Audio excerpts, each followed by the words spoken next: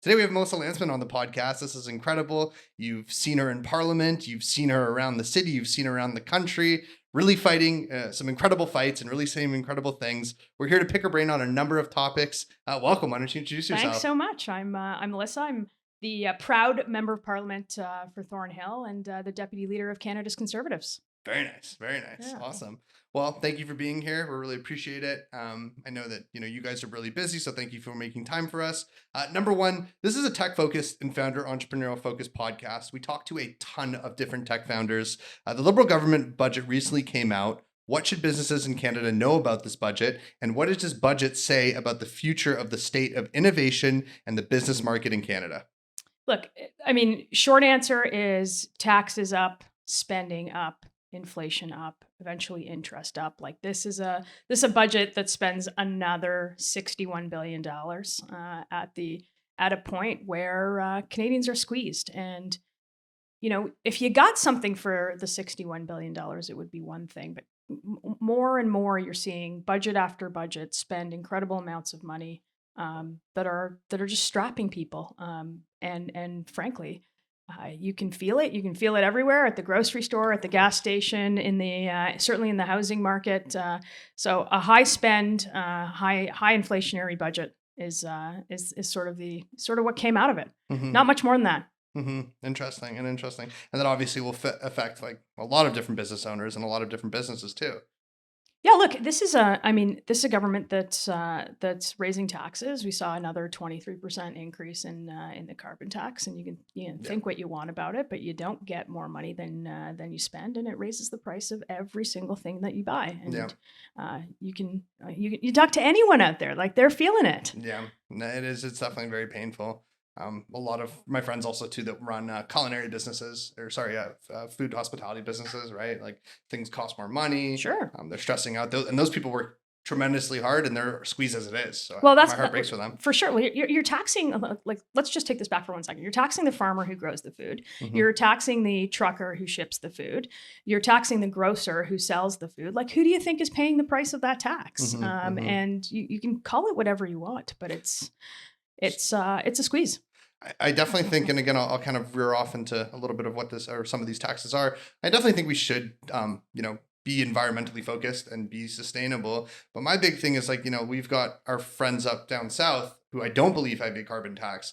And I feel like Canada already has it enough where like, we're never going to be able to, just because our population is smaller, number one.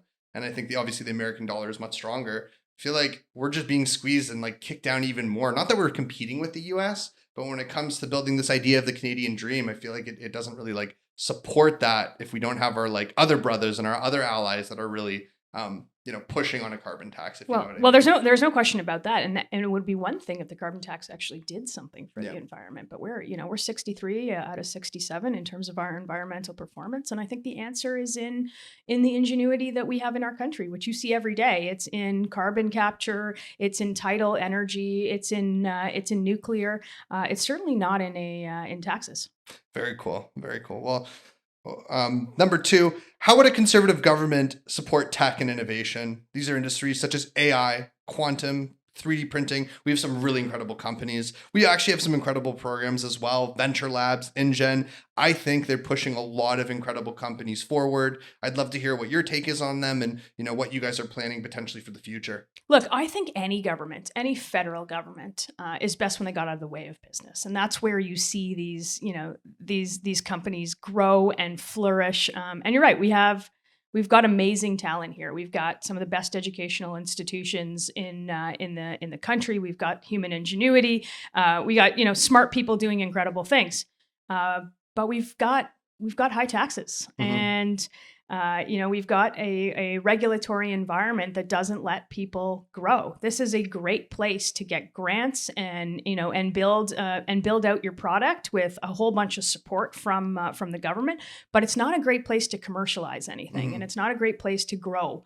And that's what we want to change. And I know that these are sort of big ideas, and you'll see some of that in our platform. And the other thing I would say is we've got to change we've got to fix an immigration system.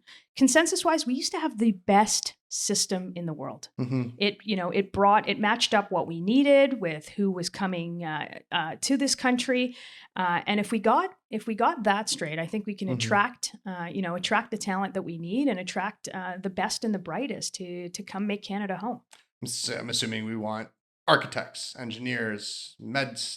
Well, look, I think we want people that the labor market desires. We used to have a labor market assessment, and then we sort of filled those gaps. And of course, we want doctors, we want nurses. We've got shortages in all of them, but we also need the credentialing in place to make sure that people know what they're going to get here, that they can work here, that they can work to the fullest scope of their education and the fullest scope of their practice. Interesting. From your perspective as a politician, how do you see AI technologies affecting government, campaigning, and democracy as a whole? And I think we've actually seen some of this stuff on Twitter already starting to happen. For sure. Yeah. I talked a little bit about this at Collision last cool. year.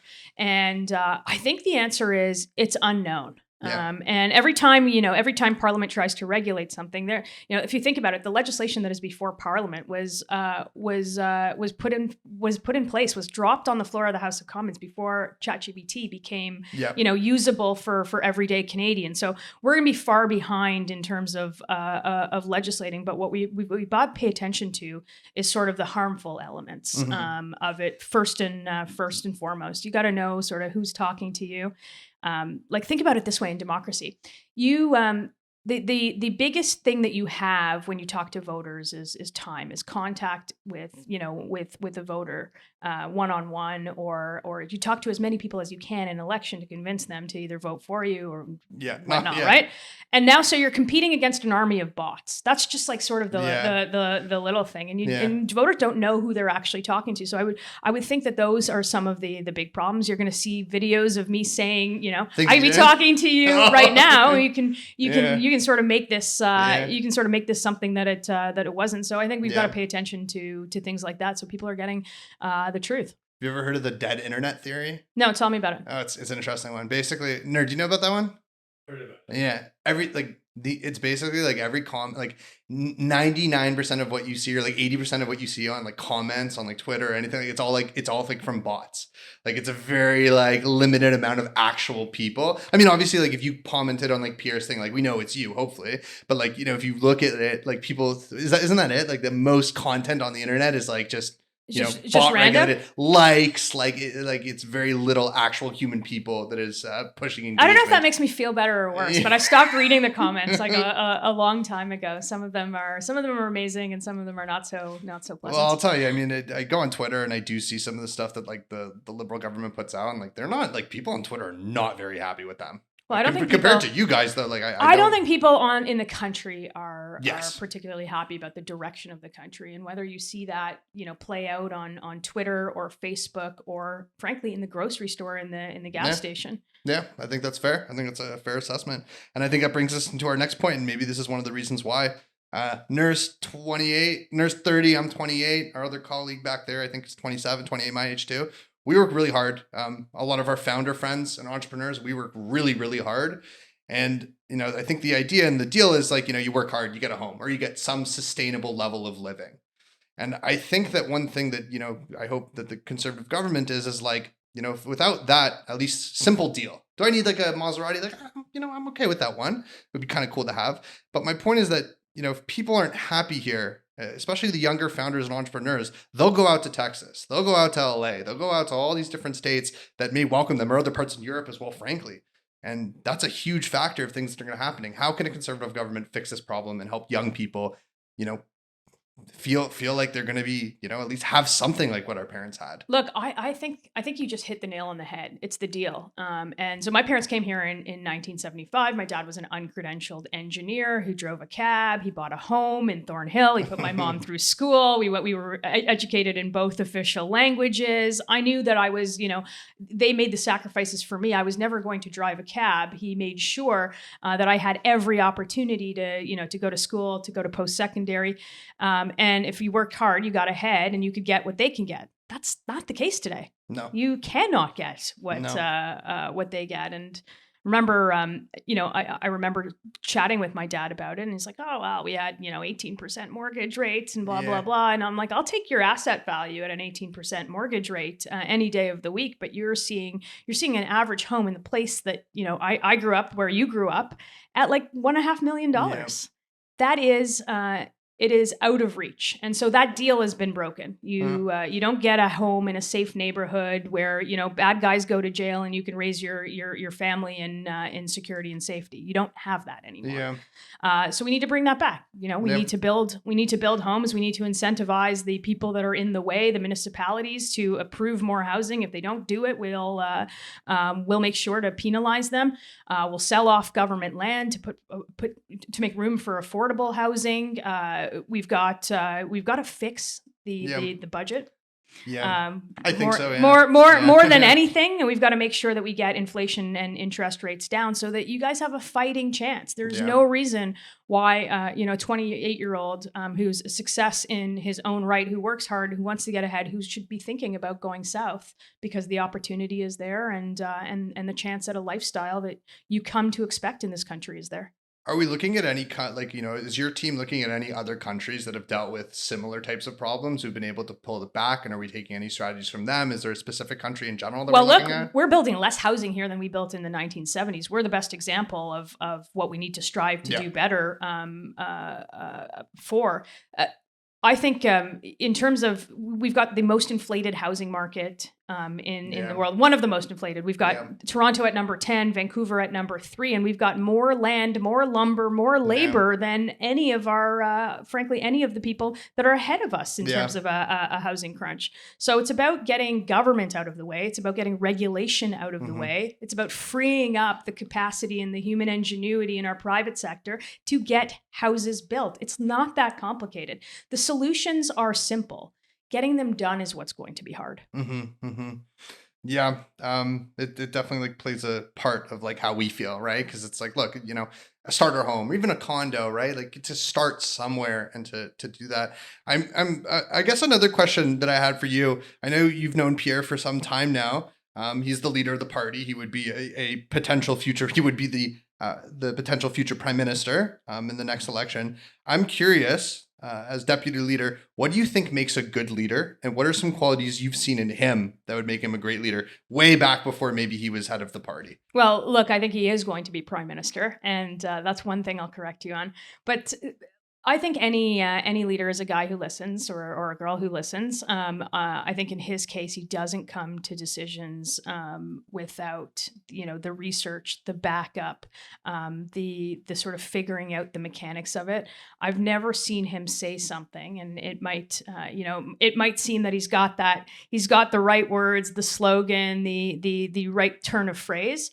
But it all has a ton of backing, a ton of Mhm. research. He's a guy who reads and listens to others, and he's a guy that consults his own caucus. I don't Mhm. think any of these policies are come out from conservatives without getting the expertise and everybody sort of paddling in the same direction as Yeah. a way to go. And I think that's how he's been successful.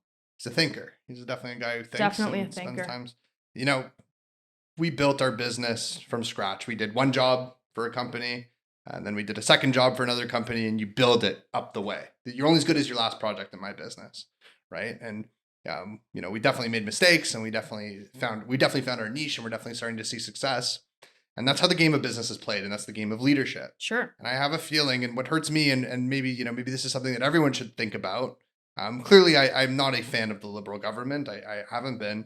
But when you're the prime minister's son, you don't play the game fairly. Forget money, which I'm sure he has a ton of. You don't play the game fairly, right? You can call in favors, you can make moves. You've already got the brand of the name. So I feel that a lot of decisions of being maybe not a self-made guy. I don't know Pierre's background, but to kind of rise up and like, you know, see his own successes not attached from a family name is something that I at least look for in a leader. Yeah, well, here's the other thing. You don't have the experiences of an everyday Canadian. No. You weren't, raised by two No. school teachers in a suburb think so. of Calgary. In his case, adopted from a single mother that had him very, very young. That's sort of his story. But more than that, in leadership is if you believe you're doing the right thing, you go forward and you take those risks.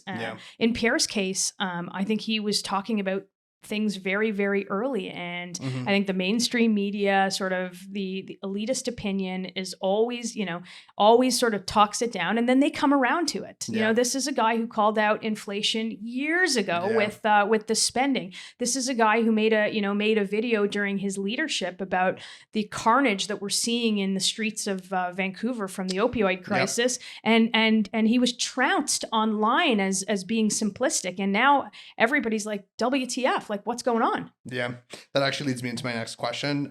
There's a lot of popular YouTube channels where they just go for a walk. I'm sure you've seen them. They'll go for a walk out in cities in the States, like what's that, Skid Row. And now we're starting to see ones in Vancouver, as well as certain parts in Toronto. I've actually myself have walked like by them, and these people, it breaks my heart because these people are very, they definitely have issues, they definitely have problems, but at the same time too, this is a horrible drug epidemic. And I'm curious to pick more of your brain on your thoughts on it and why this is happening and how to help these people and how we can, help our communities too, because we don't want that stuff around our kids. No, right? I think this is a tough issue. But what's not tough is to call it out, saying what you're seeing now isn't working. The policies that have been put in place aren't working. Things are getting worse and worse. And it's not a point of pride to see your own cities on those YouTube channels. No, in it's fact, not. You do not want to see a beautiful city like Vancouver. And it's not even just Vancouver anymore. You can go to Abbotsford, you can go to Nanaimo, you can go to Hamilton, or frankly anywhere even in Halifax, where you wouldn't have seen it necessarily before to that same degree.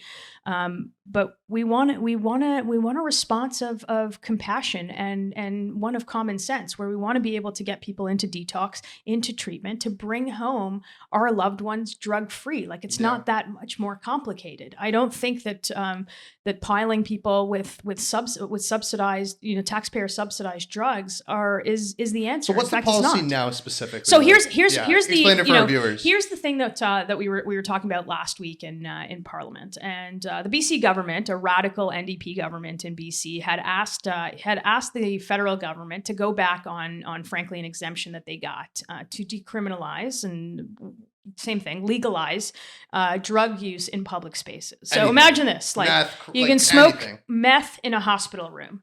You can shoot up in a park next to kids. That was the exemption that was granted by the Liberal government for BC. And you heard this. You heard nurses in hospitals, next to a guy who was blowing smoke from meth in their face, or those who are nursing. Imagine you had a parent who was getting cancer treatments. This was happening in hospitals. If you told me 10 years ago this was going to happen, I would call you crazy. There's no way the Prime Minister would allow that. So BC, in a reversal of their radical policy, asked the government. Took them 11 days or so to say, okay, we're gonna make this illegal again. But this is where we're at. We are at we're at a point where you've got parents on a soccer field standing 5 feet apart so they can check the soccer field for needles before their kids play.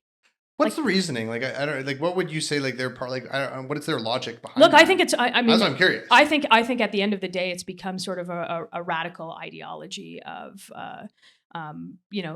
Basically health crisis versus, law and order. And there has to be a point at which you need to keep the community safe. You need to keep, 100%. You need to keep the sort of the wider rule of law while making sure that you're getting enough money into things like detox, into things like treatment. There is none of that that seems to be a priority. And there is a cottage industry of funded activists who are pushing, I think, this radical agenda. I'd want to see a country that believes in the dignity of people and doesn't doesn't provide sort of street level palliative care. Yeah. So someone like a Stanley, it doesn't matter. It- Like look, he it's- suffers. He goes to a shop and he gets like re-upped by the federal, like by the government, like tax free, like basically more or less. That, Yeah, look, and we have a lot of diversion of those drugs. The Vancouver police said, or the RCMP said it's themselves, that 50% of what they were sort of collecting off of the streets or getting off of the streets was diverted drugs. That means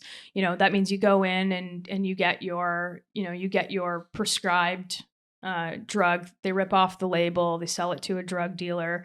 They get what they wanted in terms of their fix because of the horrible addiction that they found themselves in. And that drug dealer is selling into places where maybe, high schools and it's crazy. Yeah. Wow. So you're sort of creating this new class of people who are dependent on a lower grade of hard drugs. And we need to stop this. Like, Yeah. So I think this is one of the most insane policies that the government has been.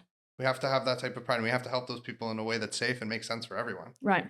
I'm curious, what do you guys have a plan yet on that, or is that something? Well, we're going to sue. You're going to sue those. You're going to sue the pharma companies who I think have brought this on to Canadian streets, and we're going to make sure that we put all of that money into treatment and detox. And it's a tough conversation to have with people. I don't think there's anybody that that I know that doesn't know somebody that's been affected by this, and I think that's tenfold in places like British Columbia. Yeah. So interesting. Really interesting. Something that definitely has to continue a discussion of and see some action on. Yeah. And moving on to my next question. You've been able to like flow the questions in really well by doing that. What do you think Canada looks like currently on the world stage? And growing up, what do you remember it being? And where is it going to be in 5 to 10 years? It's not even growing up. You remember where it was under Prime Minister Harper, and it was respected. It had a seat at the table. Look, I think not only just in tech, we are squandering so many opportunities. We're squandering opportunities in resource development. We've got world leaders coming here asking us for natural gas, for liquefied natural gas, and we sort of send them packing as unserious players. Like, I think with everything that we have in this country, we can have a seat back at the table. Mm-hmm. I think we have a foreign minister in this country that that makes no sense on any issue, and I've repeatedly called that out. And I'm not sure that anybody understands what it is that Canada stands for, where it's going, and I think that we've got to get that back. This is a country that punched far above its weight. That sat at those tables and had something to say, and I'm not sure what the values are that we used to stand for: democracy and human rights and the rule of law and freedom. And I think that if you asked somebody in the foreign affairs spot, what are the 4 or 5 values that we bring to the table, I'm not sure that we have an answer on that. And I think that we've got a strong leader who's going to be our next prime minister, who's going to make that change. Mm-hmm, mm-hmm. Any more you can speak on that, of like what steps you're going to take to make Canada that? Look, I think it's like I said, I think it's making sure that we are using our own natural resources to get a spot at that table. It's making sure that we have what everybody wants in this country. Mm-hmm. We have, and it's all beneath our feet. We've got the future of energy and electrification is in our minds here. And it takes 25 years to approve a mine. If everybody wants to be driving a Tesla or eventually like an electric Maserati in your case, exactly.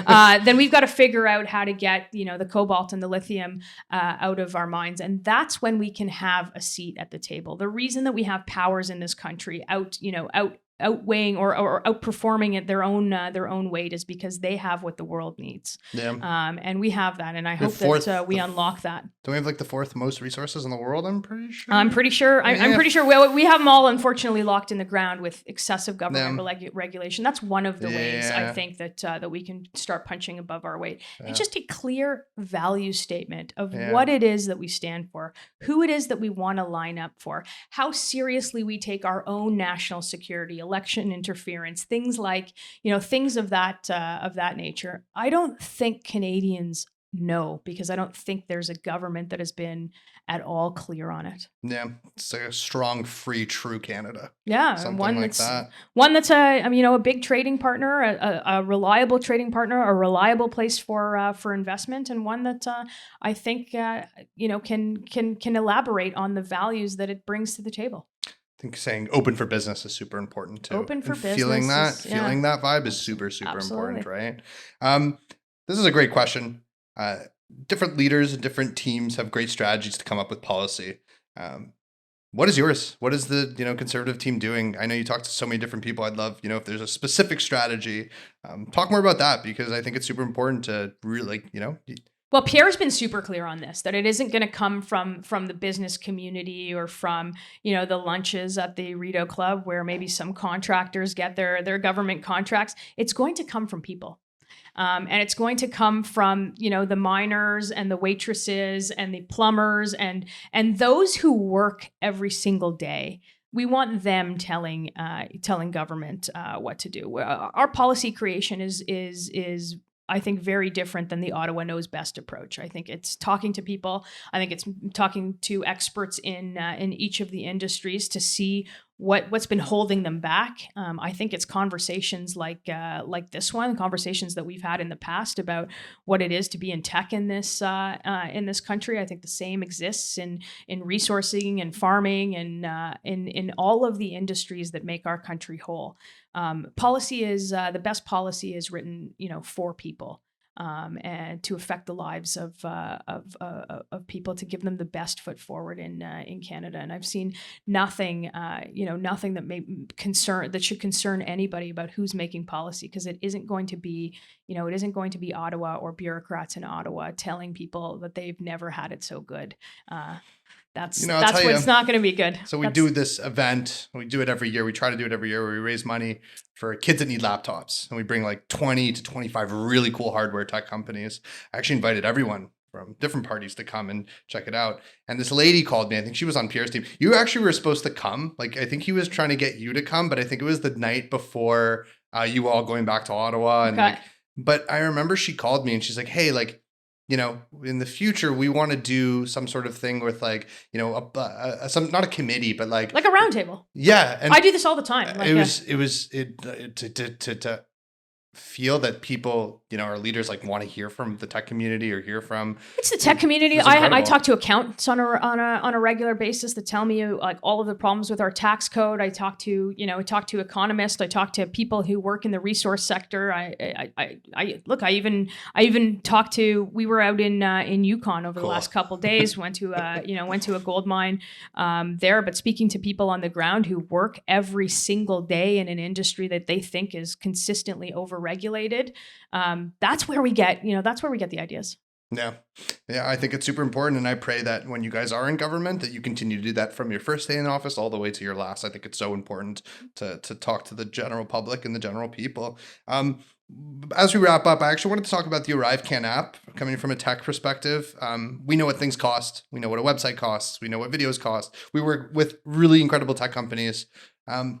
And it's funny. I have a client actually who's just down the street. He does 3D industrial printing. They're hardware engineers. And I was talking to him. I said, I bet you I could pick 5 interns in this room. And like, yeah, okay, maybe give them 4 weeks. But like, we could have figured it out, Right. It was heartbreaking and sad because you see people, and we also do some work with Daily Bread too. So we see it. We see how it was heartbreaking and sad to see how much. I think it was like 75 or 60 mil. Doesn't matter. Anything over a mil, honestly, is incredibly concerning. I'm curious how this makes you feel and how this cannot happen again. Maybe it cannot ever happen. I mean, like understanding that people are struggling. This is a government that has outsourced $21 billion in outside contracts. This is $1,400 per Canadian family of additional taxes that they're going to have to pay. But $60 billion on an app that should have cost $80,000 that we didn't want, that we didn't need, that inadvertently like put 10,000 people in quarantine jail. Like this is a bad thing overall, and the secrecy around it. Of not having this guy, testify, having to pull him to Parliament in like these historic hearings. Like, I would be like, I would frankly be embarrassed to be the government. Yeah. Understanding the sector that we have here, and like, look, I think that there's lots of people who would say like, okay, well, that's one mistake, but that's what we're seeing across government. I think, and also, you know what, look, I mean, it's very easy to always talk shit, if you will, about the government, but I think I said too in the video that I made, I did a topic about this. Us as business leaders have to also curb this stuff out, because that person, I don't know his name, I don't remember the company, I know it's like 2 people. Yeah. Like GC Strategies, 2 guys in a basement. If I Maybe would they were on the leave main the floor. country, you would never hear from me again. I would be so embarrassed, and I'd be so like, to do what they've done.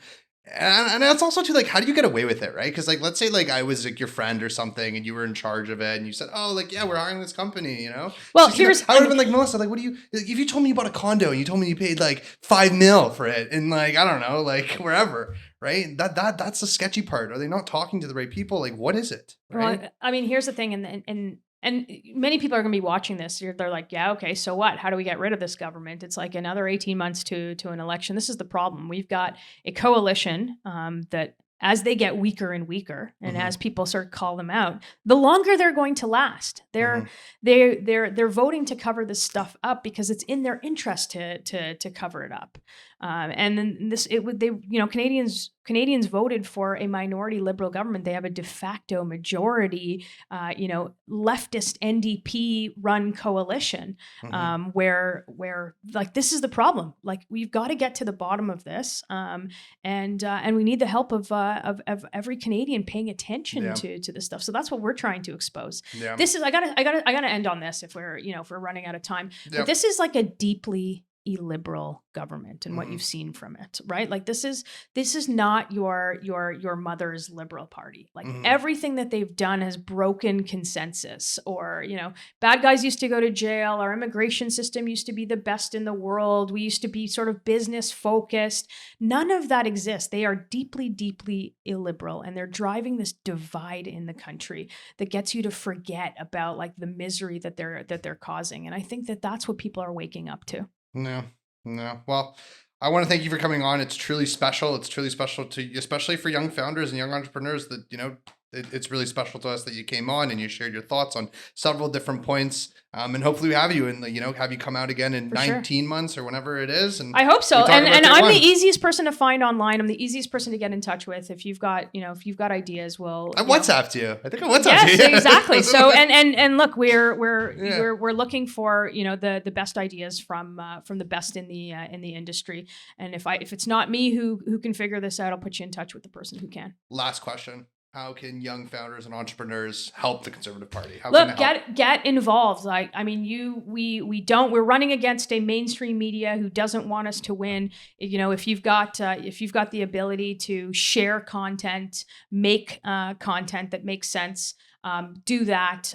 You can always donate your time, your treasure, your talent to any one of the campaigns in the area that you live in. But you've got something that political parties are just catching up to. You've got the know-how of tech, so put it to good use. Yeah. Thank you so much for coming on. Thanks for having me.